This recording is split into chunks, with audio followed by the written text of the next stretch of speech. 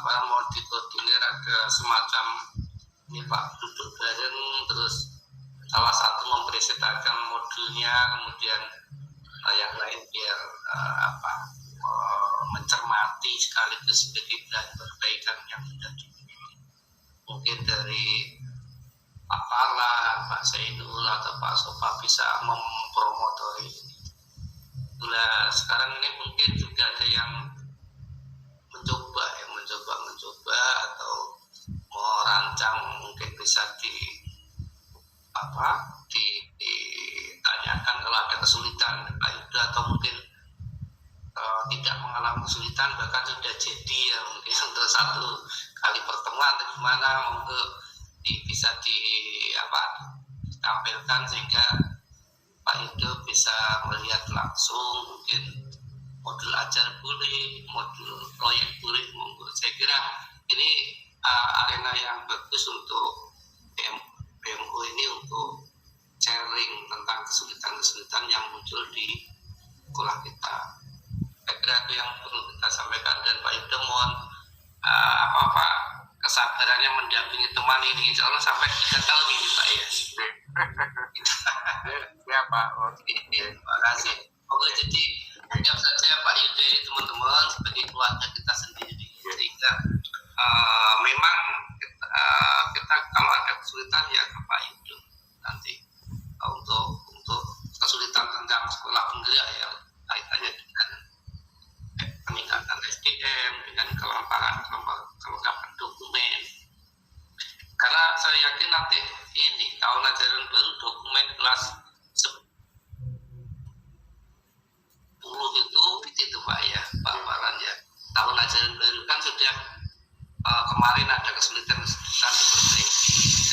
Ini nanti ada seperti itu, dan teman-teman perlu tahu bahwa dokumen kita itu bisa dilihat oleh pengawas, oleh PA, oleh Captin, sampai ke pihak-pihak terkait di dinas provinsi itu bisa melihat Pak sekarang modul ajar itu melalui EKTSP. Saya kira itu teman-teman, monggo kita santai saja. Mungkin ya punya gagasan pun yang ingin menuangkan gagasan ke dalam sebuah modul tentang ide pembelajaran paradigma baru bisa disampaikan. Monggo Bapak Ibu aspirasinya disampaikan saat ini. Saya kira itu Pak dari kami. Assalamualaikum warahmatullahi wabarakatuh. Terima kasih Pak Bertoy. Tadi Pak Palan Raiset, monggo Pak Palan barangkali yang perlu disampaikan Pak Palan. Jadi sebagai gambaran gini Pak Yudo, untuk yang semester 1 modul kami itu masih terpecah-pecah, walaupun tadi atau kemarin itu Pak Mutol sudah mengatakan modul yang project ini artinya belum menyatu dengan misalkan KPD atau lembar kerja siswa itu dengan penilaiannya, sehingga mungkin semester 2 ini walaupun dengan namanya hal baru LKPD itu kami masih siap tayang hanya sementara ini masih minggu ini gitu Pak ya, dalam waktu dekat atau bulan ini harapan kami nanti modul itu sudah dilengkapi dengan lembar kerjanya siswa, penilaiannya setiap tata kegiatan itu, sehingga setiap misalkan kami jadwal setiap Jumat yang nanti kan aktivitas siswa itu terekam dalam LKPD itu atau LKS-nya siswa, dan sekaligus di situ nanti juga ada penilaian untuk setiap minggunya, sehingga nanti misalkan kita ada sekitar 10 pertemuan misalkan, masing-masing itu sudah ada kriteria termasuk LKPD dan penilaiannya. Nah, yang saya katakan ini mohon maaf Pak Yudo, kami mungkin juga masih harus belajar dan selalu kan berkembang terus ini, sehingga nanti 1 bulan ini harapan kami yang namanya modul yang itu harus dilengkapi semuanya, sehingga siapapun yang terjun di lapangan, artinya di kelas 10 1, kelas 10 2, kebetulan temanya yang sama, melangkah pun sama.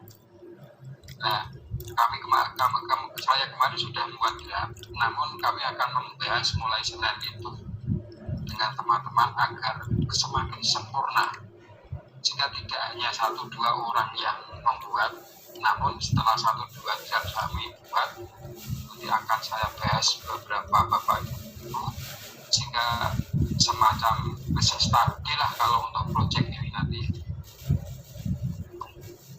bisa mengerjakan, karena mulai modul ada, KPD-nya ada, penilaiannya ada, sehingga kalau seperti jalan itu jelas, siapapun yang melaksanakan pasti bisa gitu aja dulu.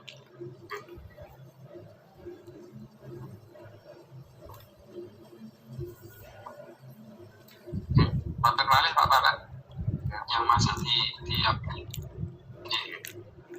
yang perlu masih ditimbangkan itu kali KPD-nya dan penilaiannya, sehingga kalau 2 orang yang menyusun kan kurang apa ya, biar valid semuanya mengerjakan bisa gitu loh, masing-masing nanti minimal 5 orang gitu untuk menyusun KPD dan termasuk penilaiannya. Itu aja untuk kegiatan proyek. Kemudian kalau untuk kegiatan pembelajaran, insya Allah Bapak Ibu guru semakin mantap, walaupun kemarin awalnya itu hanya copy paste, dengan adanya contoh-contoh beberapa yang disampaikan Pak Yudo kemarin, insya Allah untuk modul pembelajaran nanti yakin teman-teman akan memperbaiki dalam waktu 1 minggu depan ini, karena seperti yang saya katakan pada waktu kita IHT kan, teman-teman itu rata-rata siap baru semester 1, semester 2 itu memang proses. Kami akan nagih dalam waktu 1 minggu ini, 1 semester itu sudah lengkap termasuk asesmen dan sebagainya. Kata Pak Yudo, terima kasih Pak Barat. Ini tapi terus ini saya garis bawahi, kira-kira 1 bulan ke depan ini nanti bisa tuntas ya Pak Barat, nanti teman-teman atau administrasi KPRG bisa ya Pak Barat? Insya Allah bisa, karena kelanjutan dari IHT itu kan ada petugasan itu. Artinya gini, nanti mohon Bapak Kepala Sekolah Pak Pur, ngapunten ini karena ada komitmen dari teman-teman 1 bulan ke depan sudah siap. Nanti dilaksanakan kegiatan supervisi perencanaan pembelajaran ya Pak Pur. Siap. Supaya nanti kita bisa memantau, bisa mengontrol kira-kira nanti apakah perencanaan, kemudian kalau masih ada waktu nanti sisi pelaksanaan dan evaluasi nanti sudah betul-betul dijalankan oleh Bapak Ibu guru. Nanti dari hasil supervisi itu nanti akan kita jadikan bahan masukan untuk melakukan perbaikan pembelajaran. Jadi nanti Bapak Ibu guru, kalau misalnya Bapak Kepala Sekolah melaksanakan supervisi atau mungkin mendelegasikan ke Bapak Ibu yang senior, nanti jangan dianggap ini sebagai suatu penghakiman atau sejenisnya, karena konsep supervisi itu pada dasarnya memberikan bantuan di Bapak Ibu. Artinya kalau Pak dengan misalnya dokumennya lengkap, pelaksanaan pembelajaran juga sesuai skenario, asesmen juga demikian, berarti Pak dengan malah layak mengimbaskan ini ke teman yang lain, supaya nanti teman lain yang barangkali masih punya hambatan, tantangan, nanti bisa segera mandiri, artinya bisa permasalahan itu bisa selesai. Terus nonton ya Pak Pur, Bapak Ibu. Iya, Pak. Jadi saya 1 bulan dari sekarang ya Pak, artinya bulan atau divestasi bulan Februari, awal Februari Bapak kan. Dan karena untuk menghindari di Maret banyak kesibukan Pak. Oke, setuju. Nanti bisa kita jadwal dulu, kira-kira nanti yang siap sistem nonton ya Bapak Ibu. Artinya Bapak Ibu tidak harus misalnya menolak kalau misalnya disupervisi Bapak Ibu ngapunten aja kalau memang nanti belum siapnya pada bagian apa, nanti monggo disampaikan bisa ke saya atau Bapak Waka nanti, supaya nanti segera mendapat bantuan. Nanti Bapak Ibu ya. Nah, salah satu tugas saya Bapak Ibu ngapunten untuk program sekolah penggerak itu menguatkan pembelajaran paradigma baru, Bapak Ibu. Nah, konsep pembelajaran paradigma baru itu sebetulnya pembelajaran diferensiasi, pembelajaran yang melayani kebutuhan siswa. Nah, ini nanti baru bisa terlaksana jika dokumen administrasi mengajar Bapak Ibu guru itu siap, Bapak Ibu. Artinya syarat utamanya ini. Nah, ini yang terus kami ingatkan, kata nggih Bapak Ibu, mohon maaf ini saya rada kenggih karena seperti itu, karena memang ini syarat utama supaya nanti pembelajaran berkualitas dan akselerasinya bisa ditingkatkan. Monggo Bapak Ibu yang lain, tadi ada yang mau menyampaikan sesuatu. Pak Zainul, nggih, monggo Pak Zainul. Oke Pak Yudo, ini kebetulan saya karena ini bimbing anak-anak DPL dari IAIN Kediri. Nggih. Kemarin sudah ketika diserahkan ke sekolah melalui sekolah di kurikulum, anak-anak saya tanya mau apa? Pak, kurikulum 13 Pak. Oh sudah expired. Akhirnya saya mencoba pengimbasan anak-anak untuk belajar menggunakan kurikulum penggerak. Ini hasilnya ada apa ini Pak? Ini yang mau saya tampilkan. Nggih. Jadi saya punya sendiri, sehingga nanti hasil dari kerja mahasiswa. Karena saya langsung pengimbasan anak-anak bagaimana modul ajar yang benar sesuai dengan aturan yang benar. Yang pertama saya akan menampilkan milik saya sendiri dulu Pak. Ini Pak, itu semester 2 Pak. Pak Zainul, nggih. Nggih, terima kasih. Kalau begitu malah bagus Pak Zainul, karena memang informasi dari narasumber K13 itu sebetulnya mulai akan dihentikan itu 2018 kemarin. Betul Pak Zainul. Sebentar Pak.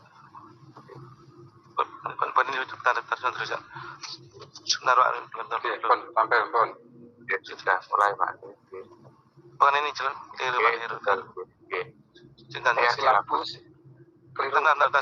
Sebentar. Tak tutup uangnya semuka masalah lagi cek. Nah, keliru Papua Pak. Ini aja oke, sebentar cek. Cuma 2 oke.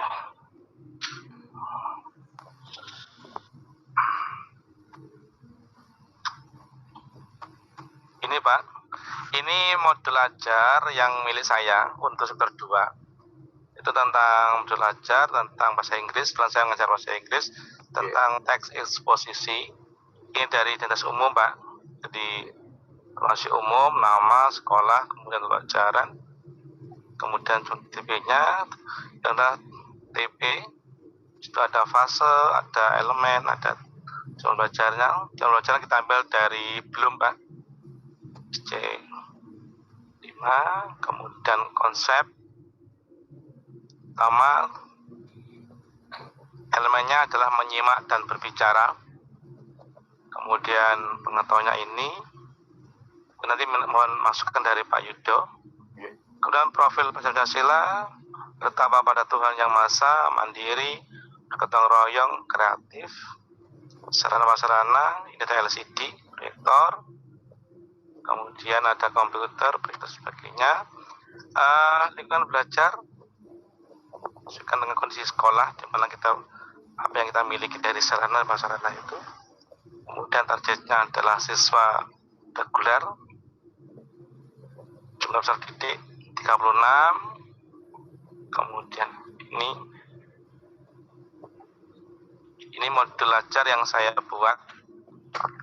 Ini asesmen, jenis asesmen terkait penilaian individu, kelompok, performa, penampilan, kegiatan pembelajaran, bisa berpasangan, berkelompok, kemudian permainan, demonstrasi, dan simulasi, tergantung nanti dari kooperatif learning yang kita gunakan sinteknya apa, karena nanti hubungannya dengan model pembelajaran nanti sinteknya bagaimana.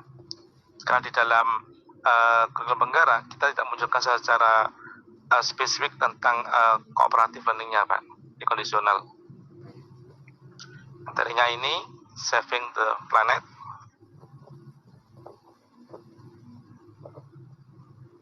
alat bahan, sampai perkiraan pembiayaan Pak ini Pak. Artinya kita membuat ini kan nanti harus ada pembiayaan. Jadi ketika membuat suatu kita butuh spidol, butuh kertas, dan sebagainya. Ini at least-nya kurang lebih biayanya ini. Kita gantung biayanya juga. Kegiatan awal, seperti biasa, ada presensi, motivasi, kemudian memberikan pertanyaan nanti yang leading question atau pertanyaan pemantik yang nanti akan menuju ke materi yang akan kita bahas. Dan intinya ini, langkah-langkahnya seperti di RWPRW sebelumnya, di RWK 3 juga sama, langkah-langkah. Kemudian ini wireless reading dan inti. Apa yang akan guru, apa yang siswa, jelas tertulis di sini. Sampai akhir kegiatan akhir. Jadi untuk berakhir berarti kita juga guru bisa menanyakan kembali, anak-anak masuk kembali topik, memberikan kesimpulan penguatan. Dan di sini adalah membentuk kelompok-kelompok dan menulis gagasan berdasarkan topik gambar yang ada ini. Dengan guru yang terakhir ini menyimak simpulan yang dibuat oleh guru, kemudian mencatat tugas. Ini refleksi guru dalam pelajaran, nilai kompetensi atau kemampuan usaha didik, versi siswa, daftar pustaka, kemudian ada LKS-nya, dari sampai sini masuk ke LKPD-nya ini Pak Ila ini. Nah, potong, ada, nah, menjodohkan ini Pak, karena kita sudah pakai AKM, sistem AKM, ya. Dan maksudnya ini ada listening. Dan kita menggunakan listening ini, menyimak tadi.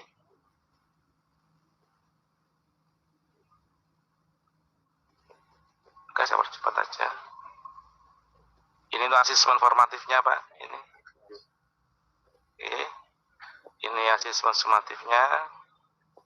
Kemudian soal diperdengarkan.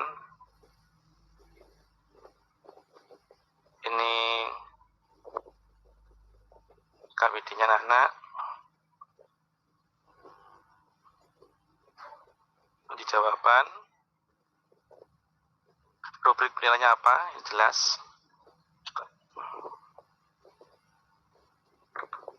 Pedoman penilaiannya ini ada instruksi untuk apa? Ini refleksi siswa.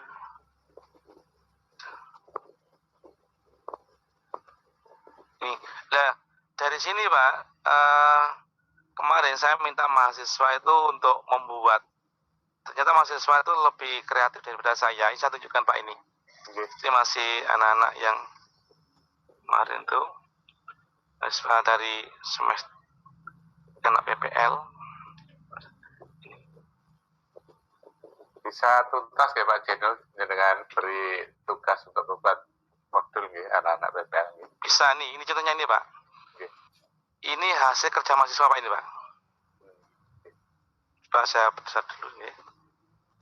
Ini namanya Vika Aulia. Ini masa bimbingan saya. Baru 1 minggu di jam perempuan Pak. Silahkan. Kemudian saya intensifkan, saya berikan pemahaman bagaimana dari sekolah penggerak, kurikulum penggerak, bagaimana modul ajar. Saya berikan contoh seperti itu. Kemudian anak kemarin minggu ini sudah menyiapkan 1 tugas. Ini modul ajar. Ini materi tentang naratif teks ini Pak. Namanya jelas, monggo nih sebagai bahan kita mungkin jelas namanya Vika Aulia. Ini lebih terinci daripada saya Pak ternyata Pak.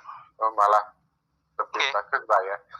Oke, jujur Pak ini kan kelihatan dari sini profil pelajar Pancasila aja Pak, coba ini. Gotong royong diterjemahkan Pak lo Pak. Langsung bisa sama materi ternyata Pak Jenul ya.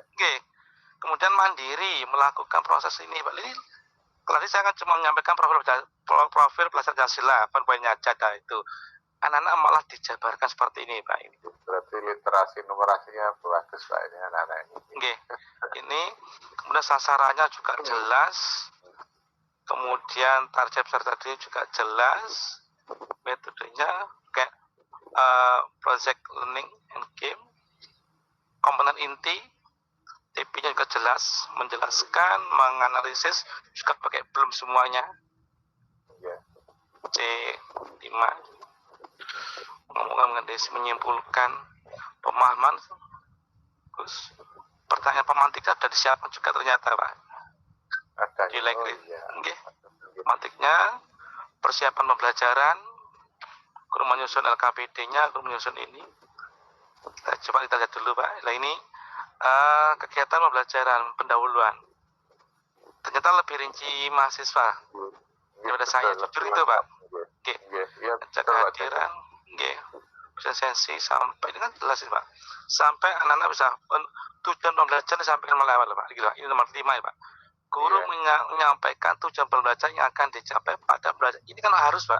Ketika kita mengajar, kita wajib menyampaikan tentang TP-nya apa hari ini. Kita hari ini bahas apa, TP-nya apa, sehingga tahu nanti anak endingnya bisa apa. Ini jelas nomor 5 ini. Ini saya belum, saya sudah munculkan ini. Saya cuma kemarin menyampaikan gini, pengalaman saya ketika dari guru penggerak itu kita kan ada simulasi mengajar langsung dari asesor pusat itu Pak ya. Ya, saya kan 20 menit itu termasuk menyampaikan sebelum simulasi mengajar, saya menyampaikan tujuan. Ini wajib disampaikan. Ternyata nanti direkam ditulis juga ternyata. Orientasinya ini jelas, analisis peserta didik. Ini membimbing peserta didik. Teman kedua juga sama, P-nya orientasi yang jelas. Asesmen juga sudah. Pas ini ada asesmen non kognitif Pak. Ini Pak. Iya betul. Itu malah lengkap Pak. Sebenarnya malah sudah memahami ya anak ini.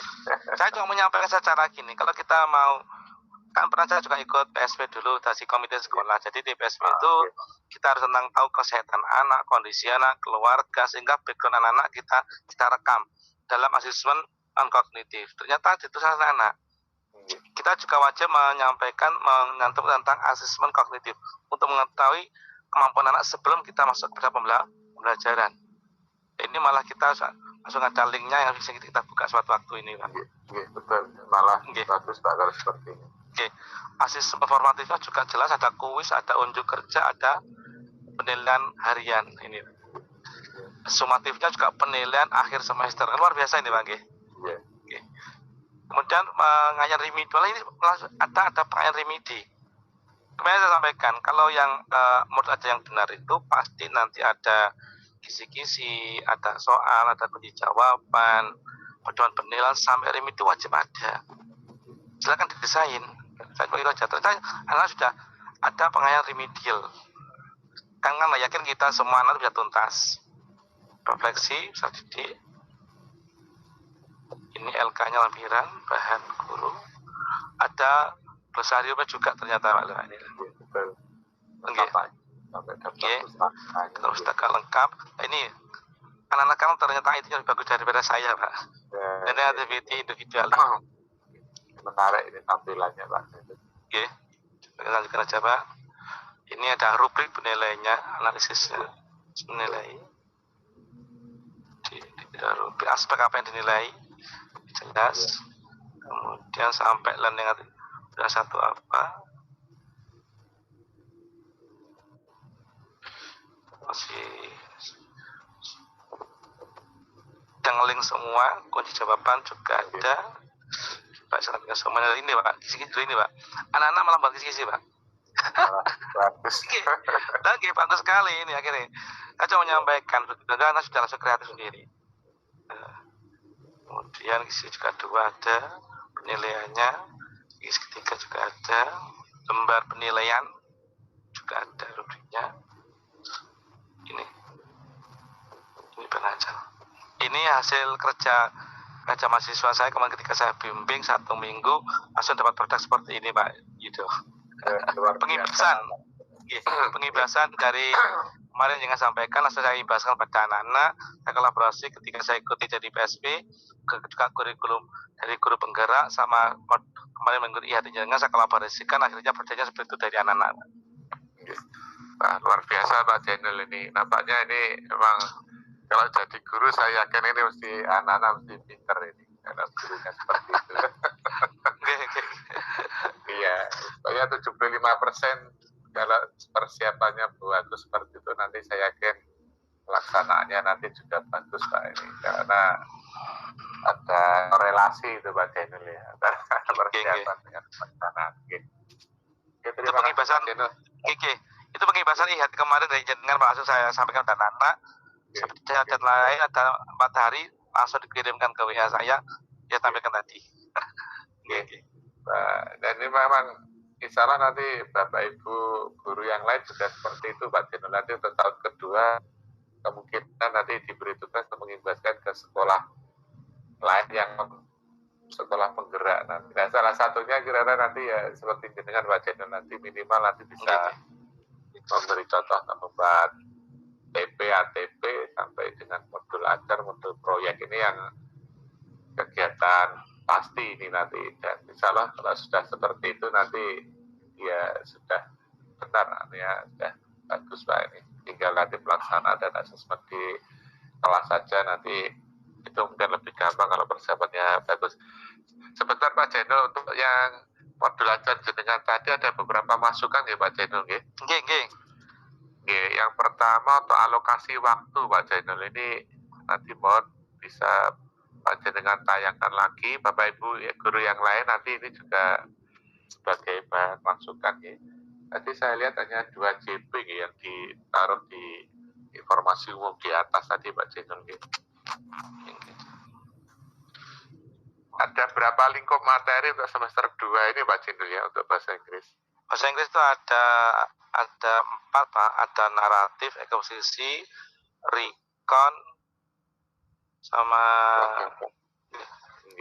kan mau 3 ada 4 terus JP yang disiapkan kalau tidak salah 72 ya Pak Jenul ya. Kira-kira. Nah itu nanti bisa dibagi 4 itu Pak Jenul. Jadi kita 18 JP untuk 1 lingkup materi. Nah dengan tadi mengisi berapa ya Pak Jenul? Saya kok kelihatannya Pak. Ada 2 nih kalau tidak salah nanti. Nah itu nanti kalau bisa nanti ditulis 18 gitu Pak Jenul. Berarti itu memiliki Pak ini di alokasi waktu itu Pak Jenul ya betul. Itu 18 nanti dalam kurung nanti bisa 9 kali tatap muka seperti itu. Terima kasih 9 kali tatap muka 2 kali 45 menit. Jadi misalnya seperti itu.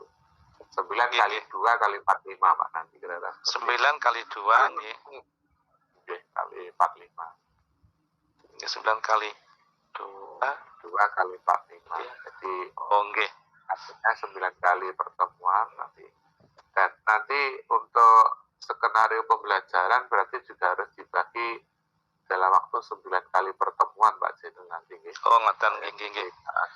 Kalau misalnya dari Prota Promes jadi pembagian di alokasi waktu itu ternyata tidak memungkinkan sampai 72 nanti juga tidak apa-apa panjenengan susutkan jadi hanya 7 atau 8 pertemuan karena memang 72 itu jumlah maksimal Pak.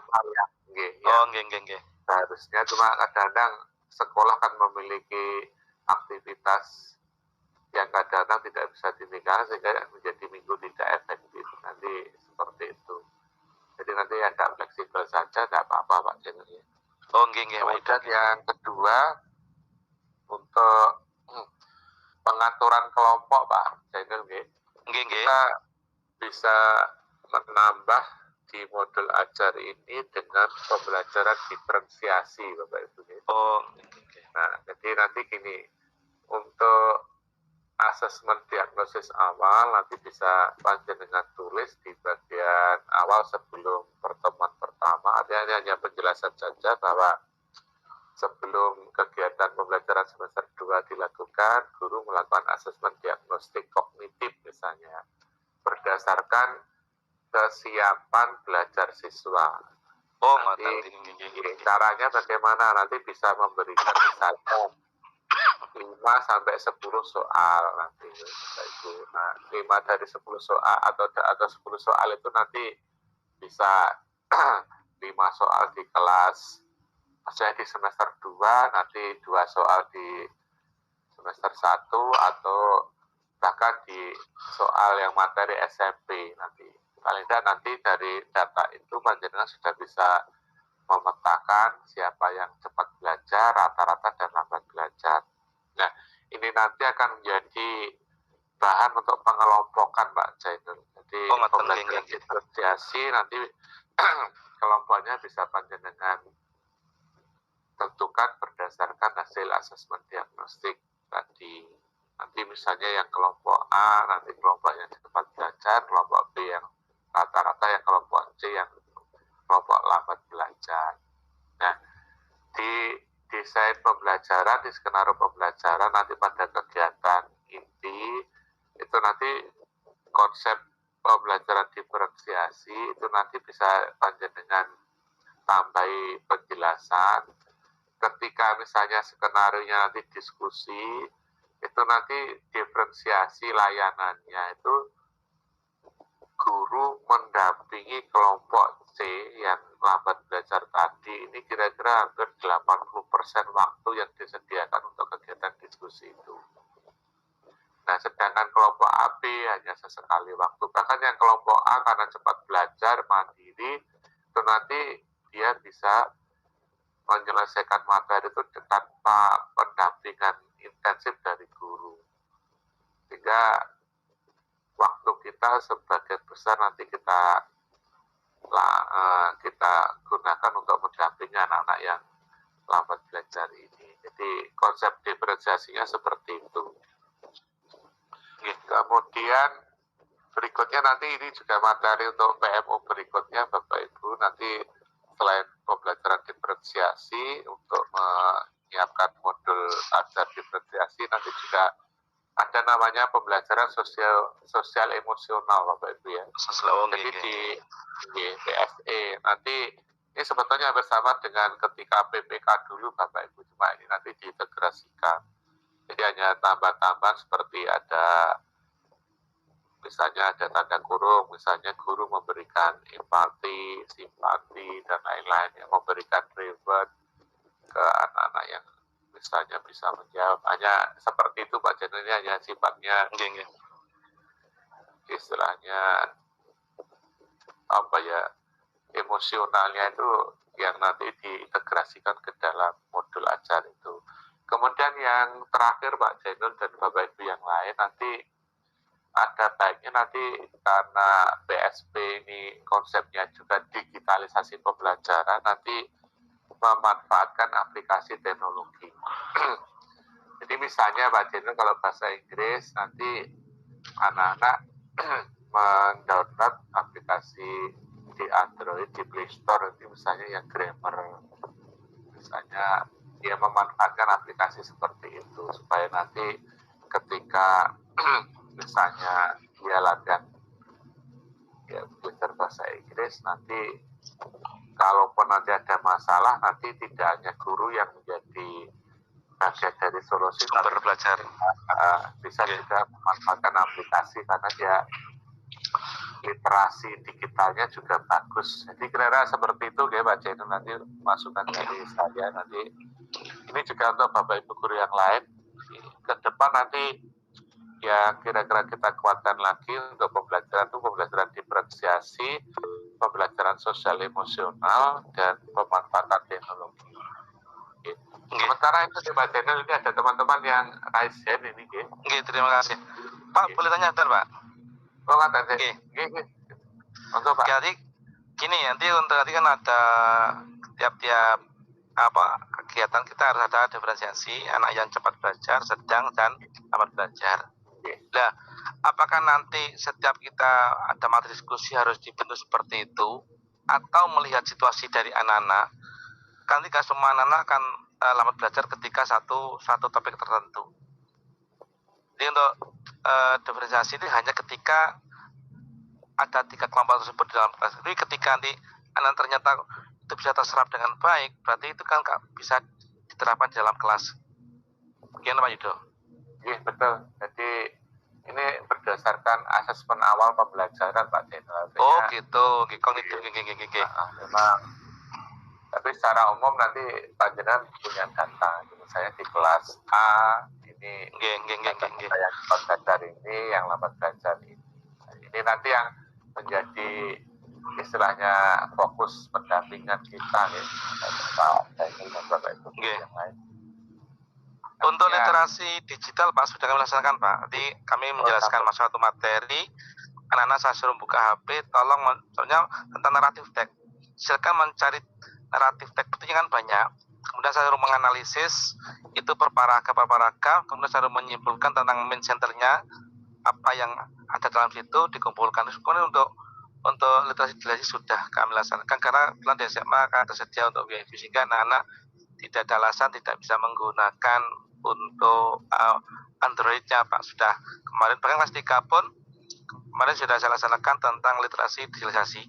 Saya bahas tentang Dikasentek.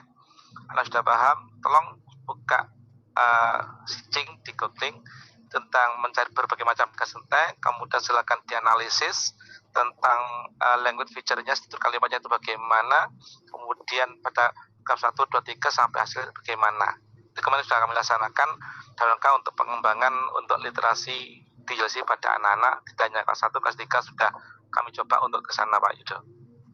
Bagus sekali Pak Jenderal, seperti itu insya Allah nanti anak-anak makin termotivasi Pak Jenderal karena nanti skenario pembelajarannya dan model-model aktivitasnya yang Pak Jenderal siapkan seperti itu. Oke, luar biasa Pak Jenderal. Saya lanjutkan ke teman yang raisen Pak Jenderal. Monggo Pak Yudo lanjut nggih. Kalau belajar geografi ini kok sinten Bu Yeni monggo Bu Yeni. Iya Pak, saya nggak bisa buka video Pak, minta maaf. Nggak apa-apa. Assalamualaikum warahmatullahi wabarakatuh. Waalaikumsalam. Meninjak lanjuti yang modul Pak, untuk modul pembelajaran yang selama ini masih berusaha untuk memperbaiki. Kalau dulu kita pembelajarannya masih teori, tapi kalau sekarang kita sudah bergerak ke dalam kontekstual, berkaitan dengan pembelajarannya juga kita harus mengajar bukan hanya teori lagi, tapi ke real, ke kehidupan nyata gitu. Itu yang mungkin masih susah ya, apalagi misalnya pelajaran saya sekarang, saya belajar tentang batuan, itu untuk menghadirkan secara real litosfer. Sekarang saya bahas mengenai litosfer. Kalau berkaitan dengan media digital, insya Allah saya sudah punya channel YouTube yang di situ banyak media pembelajaran yang bisa digunakan oleh siswa. Tapi untuk pembelajaran itu menjadi bermakna, manfaatnya untuk anak seperti apa juga saya masih sampai sekarang masih belajar terus itu Pak. Jadi kadang biar materi saya bermakna untuk kehidupan di nyata bagi anak, manfaatnya apa, saya juga masih mencari konsep-konsepnya seperti apa gitu. Mungkin nanti bisa dikasih masukan itu Pak mengenai pembelajaran konstekstual. Itu yang pertama. Yang kedua, mungkin ini pertanyaan saya masih bingung Pak, untuk kurikulum sekolah penggerak konsepnya apakah masih di kelas 10 saja atau konsep di kelas 11, 12 itu sudah jadi. Jadi bayangan saya pembelajarannya konstekstual, nanti dalam penilaian akhirnya itu seperti apa gitu. Kalau zaman dahulu kan di kurikulum yang lalu kita pembelajarannya harus konstekstual, tapi di akhir pembelajaran kelas 3 nanti kan tesnya apa? Penilaiannya kan teori gitu loh. Apakah nanti ini ke depannya udah ada gambaran di kelas 11, kelas 12-nya seperti apa? Itu. Terus yang ketiga Pak, permasalahan saya itu karena pembelajarannya sekarang kan masih terbatas dan 1 minggu hanya 2 jam. Untuk menjadikan pembelajaran itu menyenangkan, kita kadang disarankan untuk di dalam kelas dan di luar kelas dengan jam yang masih terbatas itu kita masih kesulitan gitu Pak. Kadang saya kepengen ya pembelajaran itu harus menyenangkan, tapi untuk membuat menyenangkan kadang butuh banyak hal yang harus kita siapkan agar siswa itu ready untuk belajar itu. Mungkin 3 itu saja Pak, kita bisa dibimbing. Assalamualaikum warahmatullahi wabarakatuh. Waalaikumsalam warahmatullahi wabarakatuh. Nanti kalau saya tidak bisa menjawab, nanti juga mohon Bapak Ibu guru yang lain ya, termasuk Bapak Kepala Sekolah, nanti mohon bantu jawab saya ini.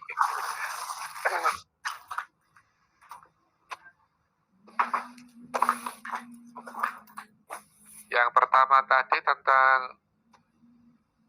lingkungan tadi tentang batuan nggih Bu Yeni nggih. Nggih, litosfer. Nggih.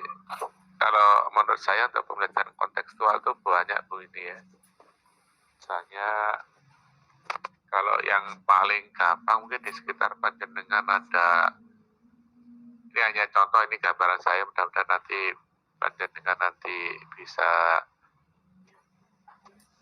menyampaikan ke saya, misalnya tentang batuan, nanti bisa digunakan untuk kegiatan misalnya membuat bangunan dan lain-lain, itu lebih yang kontekstual itu kalau dari sisi manfaatnya. Kemudian dari sisi produksi mungkin seperti orang membuat dari keramik itu, nanti videonya kan ada begitu, misalnya dari batu kaolin, kemudian yang lainnya juga bisa ada dengan ambil dari channel YouTube itu loh. Termasuk untuk aktivitas proyek, biasanya proses pembuatan pasta gigi dan lain-lain itu juga bisa digunakan sebagai contoh Bu. Dan saya yakin panjenengan Bu bisa nanti membuat contoh-contoh supaya anak nanti termotivasi. Kemudian yang kedua tadi untuk asesmen Bu Yeni, di KOSP, di program sekolah penggerak, atau sekarang itu ramai dianggap sebagai kurikulum prototipe, atau ada yang menyampaikan sebagai kurikulum merdeka. Itu asesmennya, penilaian diserahkan sepenuhnya kepada Bapak Ibu guru yang mengampu mapel itu. Secara umum ada 2 Bapak Ibu ya, namanya asesmen formatif dan sumatif. Yang formatif itu bisa tulis, lisan, performan. Kemudian yang sumatif juga demikian, ada sumatif lingkup materi dari 2 atau 3 lingkup materi semacam ulangan blok, dan ada sumatif akhir semester. Jadi istilah PAS dan PAT itu diganti menjadi sumatif akhir semester. Nah, untuk yang sumatif akhir semester itu bisa juga tes lisan, tes portofolio, performan, atau bahkan juga tes tulis. Nanti tergantung dari Bapak Ibu guru nanti kira-kira yang paling mewakili anak-anak supaya serapan materinya itu bisa kita ukur yang mana. Cuma memang kebijakan di level provinsi itu kadang-kadang berbeda dengan yang di pusat ini ya. Artinya apa? Meskipun kurikulumnya membebaskan Bapak Ibu guru itu melaksanakan asesmen bisa portofolio, performance, dan lain-lain, tetapi kadang-kadang kebijakan itu tidak ditindaklanjuti di level provinsi, sehingga tetap ada misalnya EAD BKS, ada ujian sekolah, dan ini juga menurut ketentuan boleh-boleh saja. Cuma sekali lagi, seandainya nanti sekolah menyepakati ya, itu nanti ini diserahkan kepada gurunya, seperti di perguruan tinggi itu juga boleh ya. Jadi konsep dasarnya untuk penilaian asesmen di sekolah penggerak itu diserahkan sepenuhnya kepada Bapak Ibu guru, menyesuaikan dengan asesmen yang sudah ditentukan di modul ajar. Kita konsisten menggunakan skenario asesmen yang ada di modul ajar itu. Kemudian yang ketiga, memang dalam waktu 2 jam pelajaran itu agak kurang itu ya, kalau digunakan untuk istilahnya memberikan materi yang kira-kira anak-anak supaya student well-being gitu ya. Tapi insya Allah nanti panjenengan nanti karena kemampuan literasi numerasi panjenengan semua nanti bagus, saya yakin nanti bisa memotivasi anak, bisa membuat skenario pembelajaran itu menjadi lebih menarik. Ya, artinya dari sedikit itu saja nanti bisa contoh Bapak Ibu ya. Misalnya sebetulnya minat anak itu kalau pembelajaran itu seperti apa? Apakah harus memanfaatkan teknologi atau manual atau menggunakan media-media yang kira-kira sifatnya itu digital. Nah, ini nanti yang perlu panjenengan petakan dulu Bapak Ibu nih. Kalau memang anak-anak itu sekarang misalnya tidak bisa lepas dari HP, berarti nanti ketika pembelajaran nanti anak-anak itu kita berdayakan menggunakan aplikasi dan hardware itu untuk membantu meningkatkan kualitas dan kecepatan. Sekarang banyak Bu Yeni ya, misalnya ada aplikasi namanya virtual reality Bu Yeni. Pastinya nanti bisa mengajak anak-anak untuk keliling dunia nih ya. Kalau geografi anggap saja di keliling dunia itu menggunakan aplikasi virtual reality di YouTube banyak. Nanti panjenengan misalnya mengajak keliling melihat batu-batuan di seluruh dunia, misalnya di Grand Canyon, kemudian di Indonesia mungkin di daerah itu Gunung Semeru atau di mana itu misalnya, itu nanti menjelajah secara virtual reality itu bisa, artinya Ini kemarin belajar sama ITS Pak. oh itu luar biasa. So, saya belajar sebentar tapi belum bisa Bu ini, jadi hanya jadi istilahnya siswa itu dulu. Salah nanti menggunakan media seperti itu kok lebih menarik Bu Yeni ya. Monggo panjenengan yang sudah belajar malah bisa dibahaskan ke teman-teman yang lain Bu Yeni ya. Itu yang saya terima terakhir yang virtual reality itu bagus, anak-anak itu senang. Waduh iya Pak, betul seperti lihat film 3 dimensi, kita bisa keliling kemana saja menggunakan aplikasi ini. Jadi, termasuk benda-benda 3 dimensi seperti kita praktikum itu loh, saya kan biologi lah, itu ketika diajari virtual reality Bapak Ibu, yang ini hanya pengalaman saya Bapak Ibu ya. Itu saya praktikum membedah kata, itu seakan-akan katanya 3 dimensi. Jadi kalau nanti saya bedah itu ya terbuka isinya jalan. Jadi ternyata sampai seperti ini Bapak Ibu teknologi sekarang ini. Nah ini yang ke depan mungkin perlu kita istilahnya miliki juga kompetensi itu ya Bapak Ibu guru, karena perkembangan di luar negeri sudah seperti itu dan kita insya Allah sebetulnya bisa mengikuti itu karena sumber dayanya ada, fasilitas ada, tinggal nanti kemauan nanti ya. Atau Bu Yani ya, mudah-mudahan nanti mengimbaskan nih, terutama yang virtual reality ini Bu Yani gitu, teman-teman. Pak, berarti untuk konsep kurikulum sekolah penggerak sendiri di kelas 11-12 belum final ya Pak?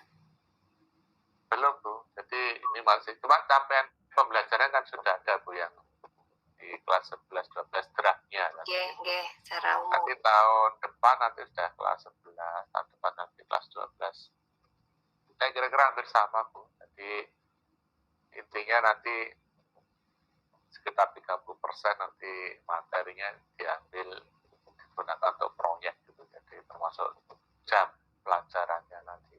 Jadi lebih sederhana nanti lingkup materi yang kita ajarkan. Sehingga harapannya dari sedikit materi yang kita ajarkan ke anak itu nanti bisa lebih mendalam. Kata Bu Yani, ada lagi yang belum saya jawab Bu Yani? Iya Pak, terima kasih. Monggo Bapak Ibu guru yang lain kalau ada yang perlu disampaikan lagi. Barangkali ada yang memberikan masukan Bapak Kepala Sekolah, Pak Pur, barangkali. Nanti ada beberapa pertanyaan juga dari teman-teman. Oke, terima kasih Pak. Yang pertama tadi beberapa pertanyaan dari Bu Yeni, kalau nggak salah ada 3 tentang penilaian otentik, kemudian pembelajaran bermakna, dan yang terakhir asesmen untuk PSP ini yang program sekolah penggerak. Dari ketiga tersebut mungkin yang tadi saya hanya melengkapi Pak, nanti kalau salah atau kurang ya mohon diluruskan. Yang belum tersentuh adalah pembelajaran bermakna.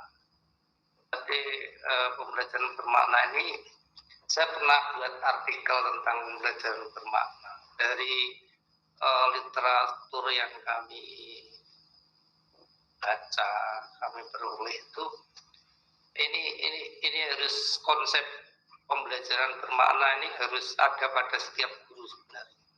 Karena apa? Di situ memiliki 2 ciri yang mana dalam 2 ciri ini harus benar-benar dirasakan oleh si anak. Nah, ciri dari pembelajaran bermakna ini yang pertama adalah hasil belajar itu tahan lama. Jadi kalau anak kita ajar sekarang tahun 2022 ini sampai akhir hayat anak itu ingat. Jadi tidak sekedar menghafal, tidak sekedar sistematik, tapi dia itu hasil ini tahan lama. Dan seperti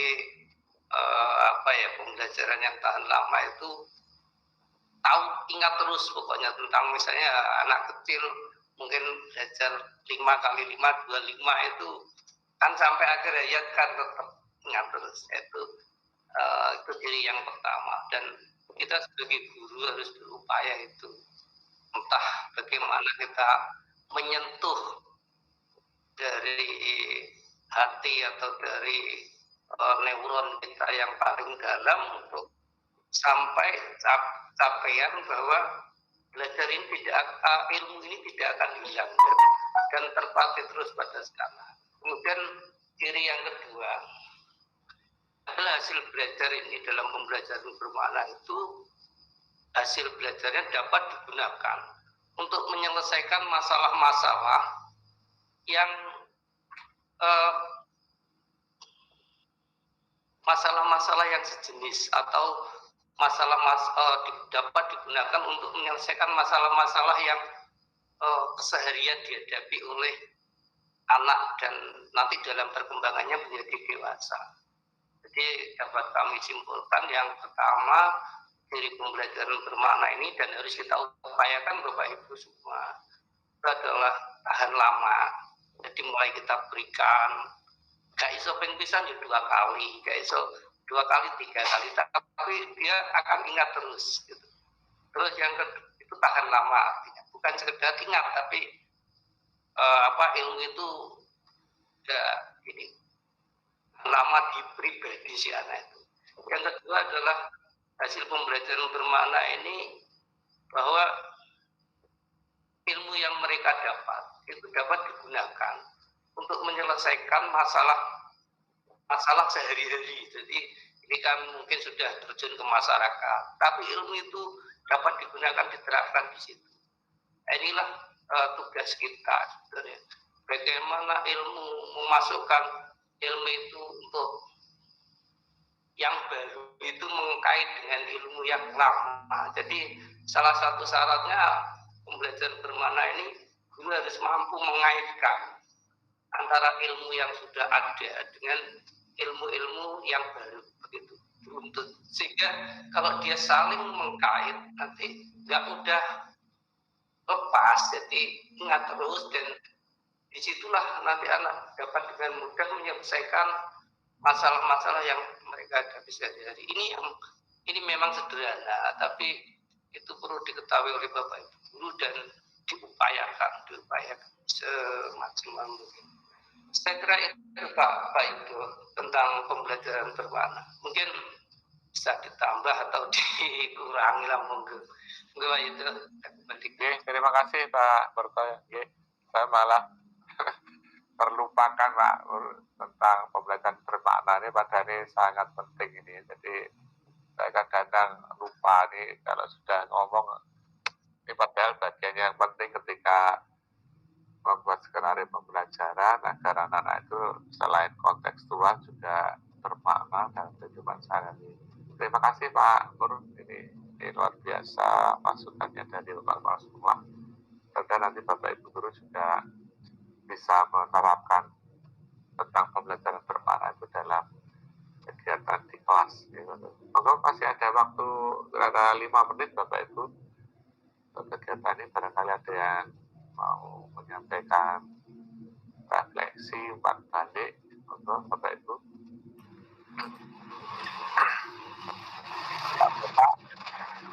Oh iya, terima kasih. Assalamualaikum warahmatullahi wabarakatuh. Waalaikumsalam warahmatullahi wabarakatuh. Saya senang sekali malam hari ini. Yang saya hormati Bapak Kepala Sekolah Bapak Purtoyo, Bapak Yudo sebagai tim ahli dan rekan-rekan semua. Tadi saya tertarik dengan berdiferensi yang dikemukakan oleh Bapak Yudo. Itu kata-kata kuncinya apa sehingga nanti kita bisa melaksanakan di lapangan. Sebelum mungkin kita diminta untuk memperkenalkan atau presentasi modul yang sudah dibuat, dan nanti kan mungkin ada masukan-masukan. Sehingga model berdifferensi itu apa, step by step-nya itu bagaimana, mohon dijelaskan sehingga nanti mungkin kami bisa melaksanakan di lapangan. Kemudian saya juga ingin menambah, memang apa yang dikatakan oleh Bu Yeni memang benar, tetapi maksudnya Bu Yeni itu kenapa dipungkes dengan hanya soal-soal teori gitu padanya. Saya hanya ingin menambah, memang pembelajaran kontekstual itu manakala sudah dikaitkan dengan sistem atau kebijakan oleh pemerintah itu ya sejak dulu memang demikian, antara realita dan keinginan itu sulit untuk dipadukan, setahu saya itu, sehingga pemerintah pun mengambil kebijakan-kebijakan yang menurut pemerintah itu mudah. Kayak dulu semisal ini hanya sharing pengalaman, kayak di SMK misalnya. Di SMK itu hanya 3 mapel dulu itu, hanya matematika, kemudian bahasa Inggris, bahasa Indonesia. Lalu apa seharusnya kalau SMK itu kan yang diuji kan seharusnya logikanya itu kan ya kalau dia itu otomotif misalkan, ya otomotif, bukan matematikanya gitu. Karena pemerintah mengambil, salah satu itu pemerintah mengambil kebijakan yang mudah, yang bersifat umum gitu. Sehingga untuk menguji itu diambilkan yang inti-inti, bukan jurusannya. Kalau pemerintah membuat jurusan itu ada 60 jurusan lebih itu di SMK itu. Makanya kan pemerintah mengambil simple yang itu untuk misalkan agar kita itu tidak nantinya kecewa, loh kok begini gitu ya. Makanya dengan dasar itu menurut saya apakah nanti model evaluasinya itu model yang seperti sudah kita laksanakan atau kontekstual, itu Bu Yeni ya, sharing pengalaman saja. Yang pertama tadi Pak Juliano, kemudian selanjutnya nanti mungkin setelah Bapak menjawab, mungkin kalau diberikan waktu mungkin sedikit nanti informasi bagaimana modul untuk matematika akan saya paparkan. Demikian Pak Yudo, mohon informasi mengenai berdiferensi. Terima kasih Pak Yudo. Assalamualaikum. Salam. Saya coba menjawab Pak Sobat, Bapak Ibu Guru. Jadi salah satu ciri khas pembelajaran paradigma baru di KOSP Bapak Ibu itu adalah layanan diferensiasi. Jadi pembelajaran diferensiasi. Intinya gini Bapak Ibu, hasil asesmen diagnostik ya tadi sudah pernah saya sampaikan sedikit, misalnya nanti berdasarkan kesiapan belajar, profil, minat, itu nanti akan kita jadikan bahan untuk melaksanakan layanan diferensiasi pada pembelajaran. Intinya gini Bapak Ibu, anak-anak itu kita layani berdasarkan misalnya tadi kalau saya komunikasi dengan Pak Jainul nanti berdasarkan kesiapan belajar. Jadi ada yang cepat, ada yang rata-rata, ada yang lambat. Nah ini juga konsep pembelajaran diferensiasi berdasarkan kesiapan belajar. Tapi secara umum Pak Sofa, Bapak Ibu Guru, untuk pembelajaran diferensiasi kita bisa juga memasukkan di dalam modul ajar itu yang pertama diferensiasi atau perbedaan tentang konten atau muatan. Jadi kalau misalnya anak-anak yang cepat belajar itu nanti materinya bisa sampai misalnya full ya dari 4 lingkup materi yang sudah disiapkan di kurikulum misalnya nanti semuanya bisa disampaikan. Tapi kalau misalnya anak itu lambat belajar, barangkali hanya 2 atau 3 saja nih, karena ketika menginjak ke materi berikutnya ini kan mestinya harus tuntas. Kalau masih belum kan tidak bisa diberikan materi berikutnya. Ini menurut ketentuan seperti itu. Jadi kontennya ini bisa berbeda atau mungkin disederhanakan Bapak Ibu. Jadi sama-sama 4 lingkup materi, tetapi yang cepat belajar atau yang rata-rata nanti materinya sampai level C6, tetapi nanti yang anak-anak yang lambat belajar mungkin hanya sampai C4 saja sudah bisa. Artinya menyederhanakan materi. Kemudian juga proses Bapak Ibu ya, jadi perbedaan proses. Ya. Jadi bagi anak-anak yang cepat belajar, mungkin nanti diskusi kelompok itu bisa jalan nanti ya, jadi proses pembelajarannya. Tetapi anak-anak yang lambat belajar itu hanya dengan diskusi mungkin tidak bisa, harus kita dampingi dengan ceramah, dengan menggunakan media yang beragam dan lain-lain ya.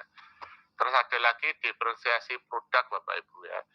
Misalnya saya guru seni misalnya nih ya Bapak Ibu ya, ketika saya akan mengajari tentang menggambar itu nanti pertama kali saya sebelum masanya untuk pertemuan berikutnya ya, misalnya minggu ini saya akan menyampaikan materi minggu depan, anak-anak minggu depan kita akan menggambar.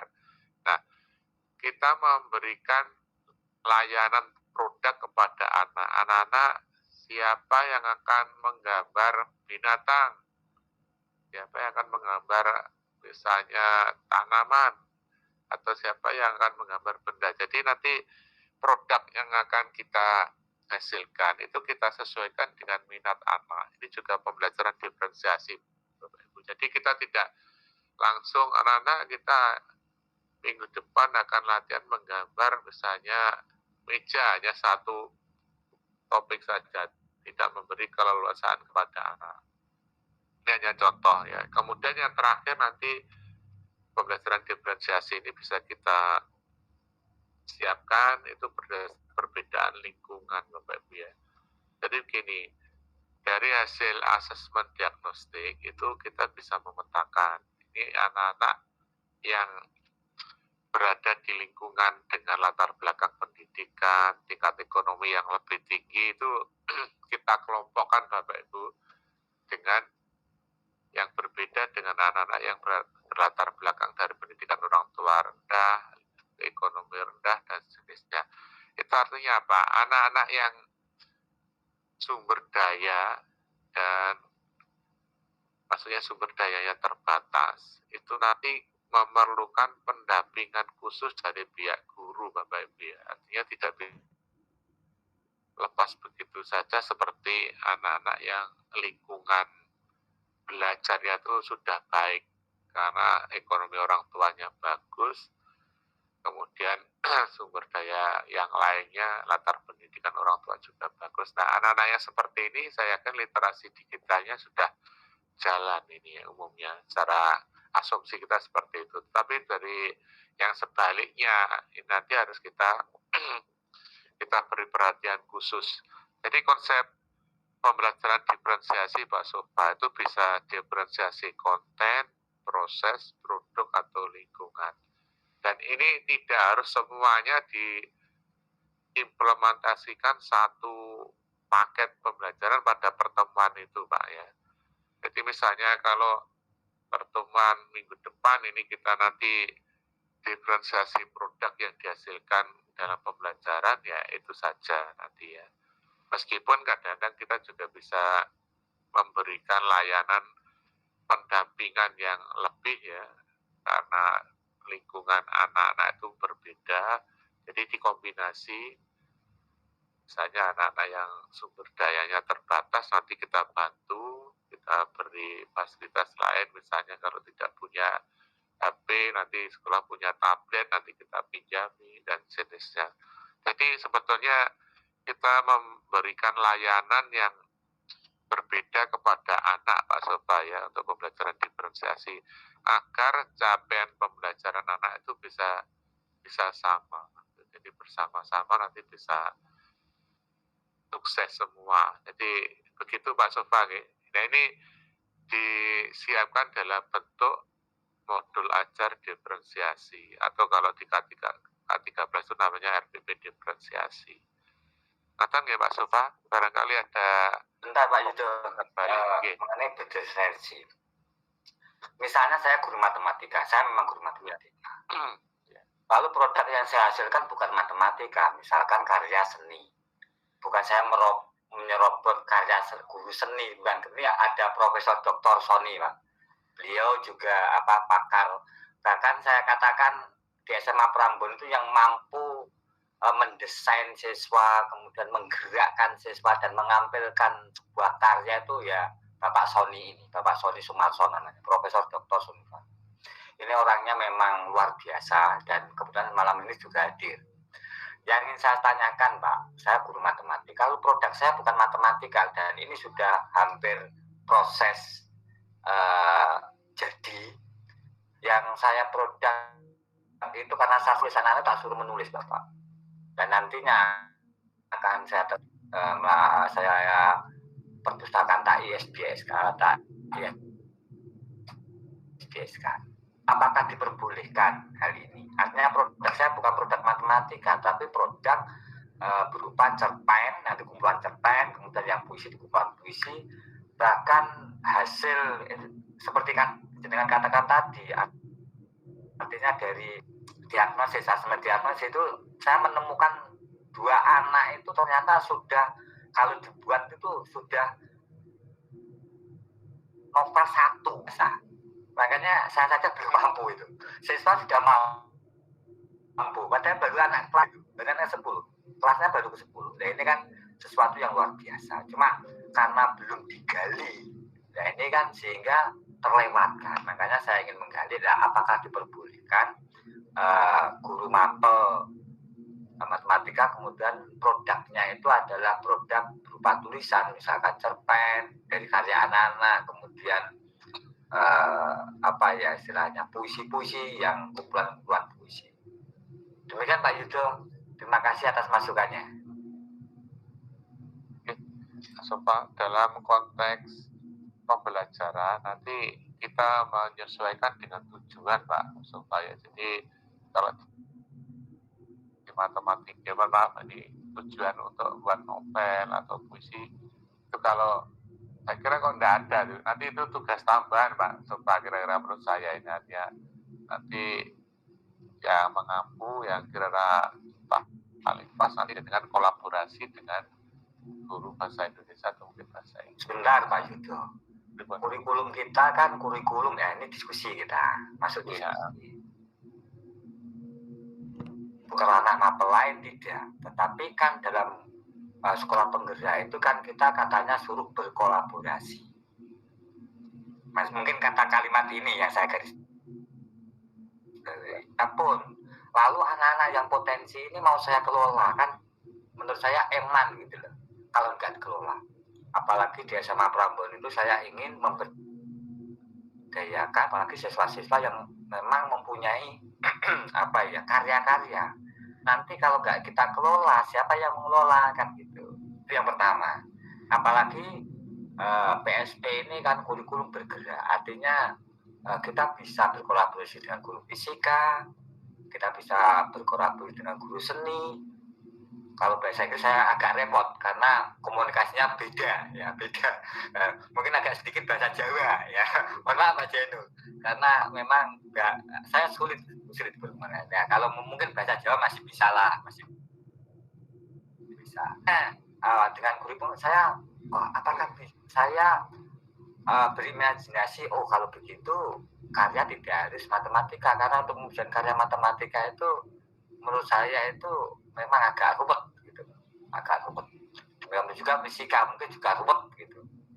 Mapel-mapel esak itu kan pasti hitungannya, untuk mewujudkannya juga yang dibuat sebuah karya dan dipentaskan itu kan juga siapa yang suka gitu lihatnya. Beda dengan seni. Kalau seni kan memang untuk ajang pentas, untuk ajang yang untuk disaksikan dan sebagainya. Makanya saya mempunyai pikiran dengan pentas atau kolaborasi ini, saya bisa masuk ke semua mapel, atau mapel lain juga bisa masuk ke mapel saya. Misalkan tanya-tanya bagaimana sih puisi matematika itu, bagaimana sih mengeksplor matematika itu dan sebagainya. Begitu Pak Yudo. Itu menurut pendapat saya, ya. Pendapat saya. Oke. Jadi untuk kolaborasi sebetulnya sudah bisa diwadai dalam proyek penguatan profil belajar Pancasila Pak Sofa ya. Jadi intinya untuk pembelajaran untuk masing-masing Bapak Ibu guru sesuai dengan mapel yang diampu Pak Sofa. Artinya jangan sampai nanti keluar dari koridor tujuan yang ada di dalam modul ajar atau capaian pembelajaran. Artinya nanti ini ada atasnya. Tapi seandainya panjenengan nanti memiliki komitmen untuk ikut membimbing seperti itu, ini ada wadahnya sendiri nanti dalam kegiatan kurikuler supaya artinya kalau di intrakurikuler itu nanti kita menggunakan patokan nanti CP, TP, ATP dan modul ajar. Tapi nanti untuk produk-produk yang panjenengan ceritakan tadi nanti bisa diwadai dalam aktivitas yang namanya kurikuler. Bisa juga ini kolaborasi dengan mapel lain. Jadi intinya nanti kita fokus sesuai dengan yang tertera di persiapan pengajar kita. Ngoten ya Pak sebagai Pak. Siap Bapak. Mungkin agak berbeda ini pandangannya ini ya. Memang kaidah-kaidahnya seperti itu. Ada lagi Pak Sofa? Cukup Bapak, saya kira mungkin lain waktu. Mungkin Pak Sony ada yang diungkapkan, ini orang hebat ini. Pak Sony mungkin mau. Monggo Pak Sony. Pak Sony panggil Pak Profesor Pak Sony tadi. Iya, Pak luar biasa ini. Sudah tak katakan Profesor, memang luar biasa Pak orangnya. Monggo Pak Sony. Buatan insya Allah masih menyimak Pak Yudo karena ini hampir sama, nanti masih gambarannya masih apa ya, ngeblur gitu. Jadi ini lebih banyak mendengar dulu saya karena kurang sekali Pak Yudo pemahaman tentang guru penggerak ini, terus terang di sini juga masih kurang sekali, sehingga terus belajar dulu lah gitu Pak Yudo. Terima kasih. Sama-sama belajar Pak Sony ini kita ini. Bapak Ibu ini sudah hampir setengah 10 ya. Ini report Bapak Ibu kita akhiri mawon, apa masih ada yang perlu sampaikan? Report Pak Pertoyo. Report akhiri mawon ya Pak Pertoyo nggih.